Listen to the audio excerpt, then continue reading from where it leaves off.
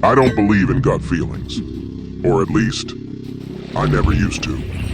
Years ago, I was driving alone across Texas in a rented moving truck, heading north with everything I owned packed behind me.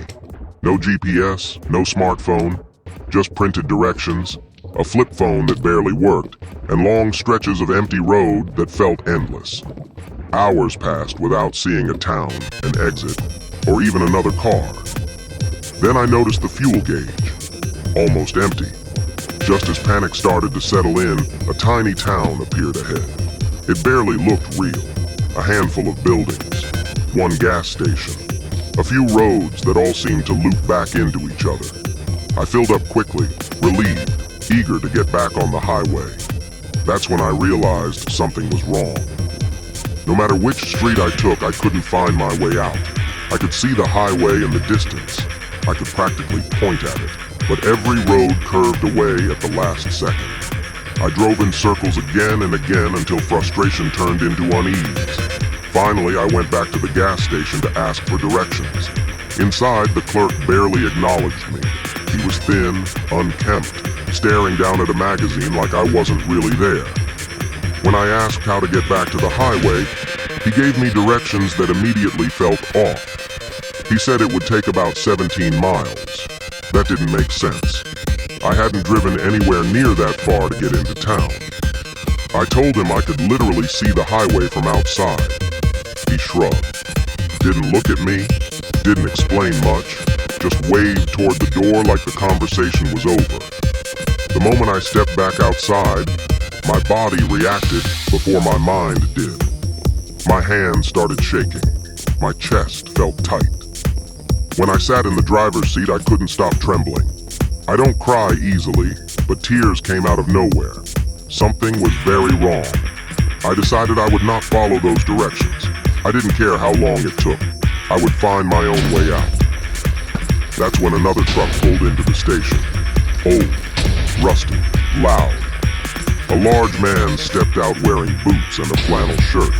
The kind of person who looked like he'd lived in that heat his entire life. I surprised myself by immediately walking up to him and asking for help. He noticed how shaken I was and gently joked to calm me down before explaining the route. "There's a sharp turn near a short tunnel," he said. "Most folks miss it. You're real close." Then I asked him how far the highway was. He laughed. "Far? You could walk there in a few minutes." My stomach dropped. I hesitated, then told him what the clerk had said. The smile left his face instantly. He asked me to describe the man inside. Then he pulled an old folded map from his glove compartment and traced the route I'd been given. The line went away from town, away from the highway, straight into empty desert. "That road doesn't lead anywhere," he said quietly. "Dead ends near some land outside town. Same family owns all of it." I asked what kind of family. He didn't answer right away. Finally, he said they weren't known for being welcoming, especially to travelers passing through alone. The clerk, he explained, lived out there. I thanked him, followed his directions, and found the highway almost immediately, exactly where he said it would be. I didn't stop again until I crossed into another state. For a long time, I tried not to think about what might have happened if I had taken that first set of directions. Then, months later, I came across an article online.